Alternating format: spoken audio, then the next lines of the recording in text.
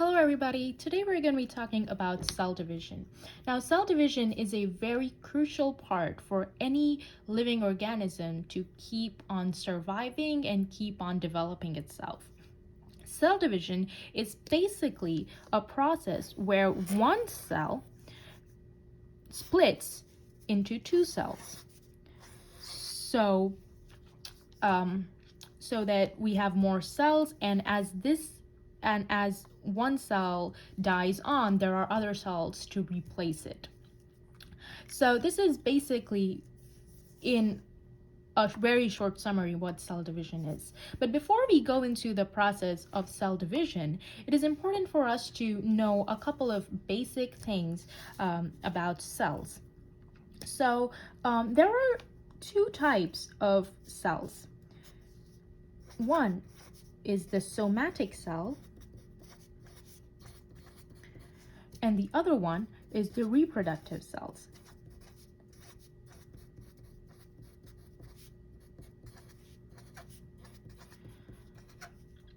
The somatic cells are any cell which does not contribute to the reproduction of the organism.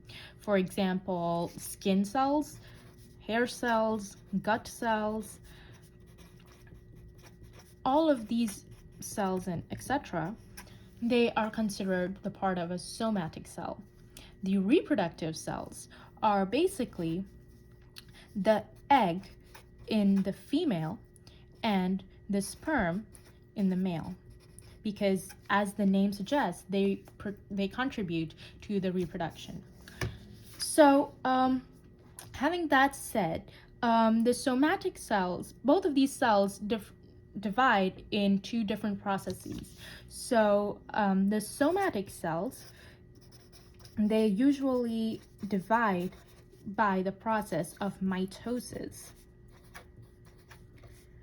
whereas the reproductive cells, they divide in a process called meiosis.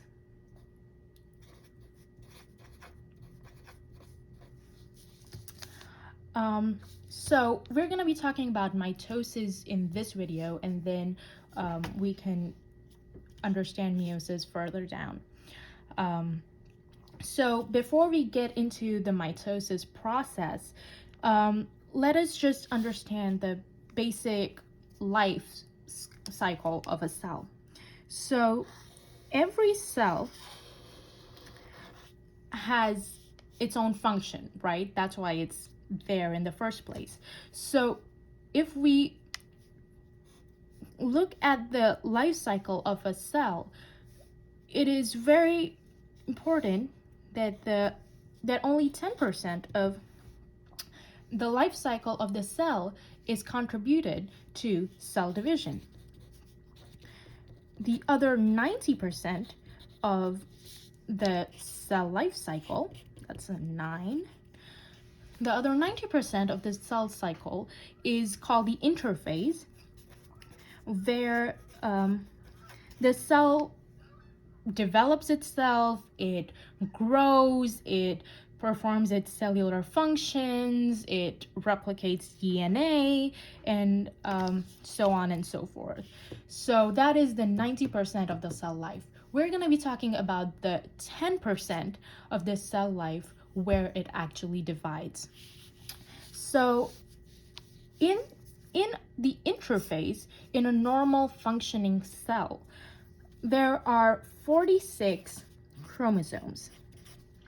Chromosomes are genetic material of the organisms. And chromosomes, the basic structure of a chromosome is something like this. So these C, or like half of an X looking structure, these are called chromatids. And because there are two of them, these are both of them together are called chromosomes, but they're also called sister chromatids because there are two of them. This structure that is holding them together, it is called a centromere, which holds the two sister chromatids together. And in a normal cell, there are 46 chromosomes. That just means that every single cell of the body has 46 chromosomes each. Okay, now that we have this figured out, let us move on to the cell division cycle. So for mitosis,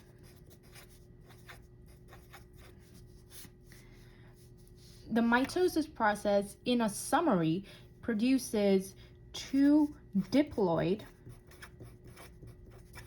cells. What is a diploid? Diploid is basically the chromosomes, as I showed you here.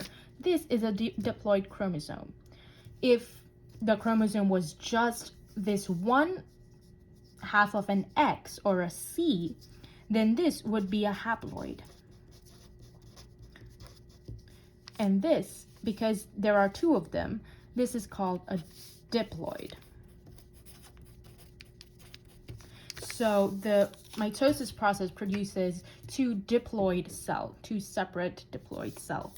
Because it has two of the diploid cell, the cell itself, before dividing, has to, because every cell needs 46 chromosomes, and that makes a diploid chromosome, that makes it a diploid cell. Because we need two of the diploid cell, we need 2 times the 46 chromosomes. So the cell, before dividing, produces essentially 92 chromosomes.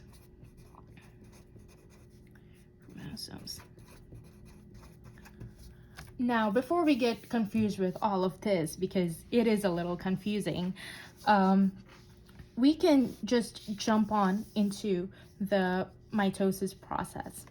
Now, the mitosis process it has 4 different phases, right? So I like to call it PMAT. This is how I learned it. So this is an easy way to remember all the phases. The first phase is called the prophase. Secondly comes the metaphase. The third phase is called the anaphase. And the last phase is called the telophase or the telophase. I learned it said as telophase, so I just prefer that. But yes, so starting with the prophase, let us understand what the cellular structure is before it starts dividing, right? So a normal everyday cell has a cell membrane, a very important thing called the nucleus. The nucleus is what holds the genetic information of the organism. So it is a very important and crucial part. That is where the chromosomes are present. And it has the cell organelles. Okay, so before the prophase starts, we can call it pre-prophase, I guess. The cell's nucleus has the chromatin material, which is the material which is where the genetic information is stored. It is very loose and relaxed and in strands. It's very stringy. Prophase. But when the prophase occurs, and now the cell is starting to divide, this stringy chromatin material condenses into chromosomes, which we just talked about. So this is the nucleus of the cell, and the chromosomes, they are everywhere, but they are like condensed forms of the chromatin material. So this is the end of prophase, where the loose chromatin material condenses and forms chromosomes. The next phase is called the metaphase. And in the metaphase, these chromosomes, which are essentially all over the place right now, they come at the center of the cell and they line up at the center. And there's this other thing which is called the centriole. These are called the centrioles, which are made of microtubules. And these centrioles, they separate at the polar ends of the cell. So this is the end of metaphase, from all of this chromosomes all over the place into a straight line with the centrioles at the polar ends. Now comes the anaphase. This anaphase, let us understand the structure of the centrioles first, before we go into that, just so that everybody's on the same page. So the centriole looks something like this. It's made of microtubules, and these strands are called the spindle fibers.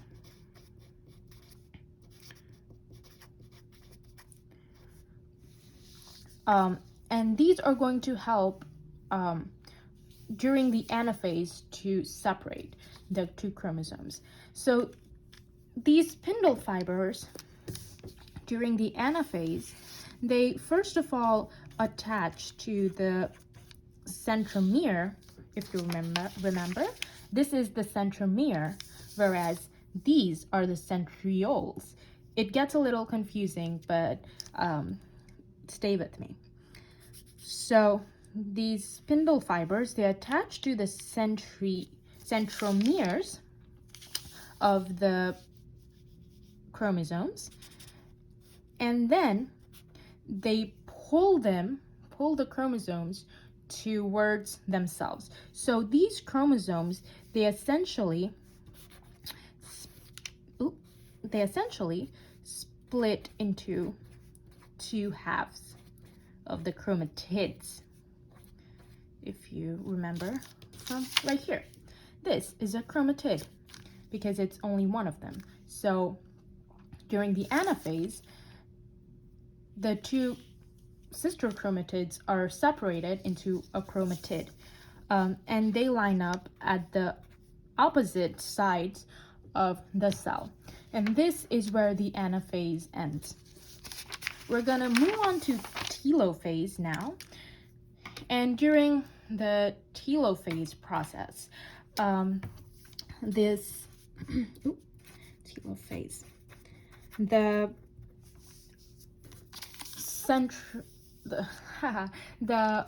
chromatids that are at the opposite end of the cell, they now form a nuclear membrane. So these are all the chromatids at the opposite end, and they form a nuclear membrane around themselves. Because remember, during prophase, the chromatin material, this is the nucleus, okay? But the chromatin material in the nucleus disintegrates, and the chromatin material is everywhere in the cell. And then it condenses and forms the chromosomes. So now the chromosomes are everywhere in the cell.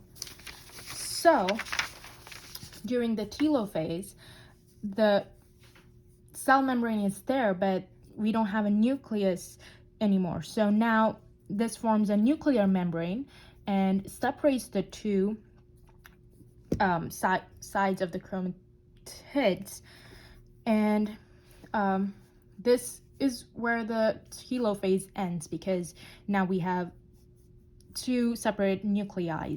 Nuclei is the plural of nucleus. Two or more nucleus. So this is where the telophase ends, where the nuclei are formed.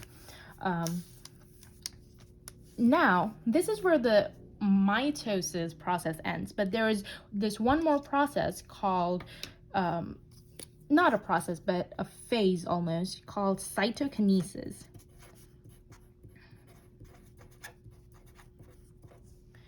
And during this process, this cell, which has two nuclei now, forms a sort of indent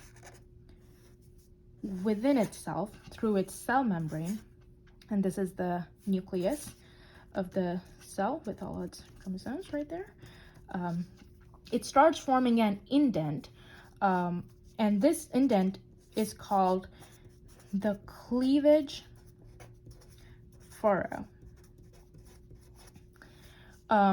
This indent is basically, now it's one cell, and this indent is forming, and it's basically going to separate this one cell into two cells. So this is what's happening. So at the end of the cytokinesis process, you have two separate independent cells with their nucleus inside of them and their organelles and so on.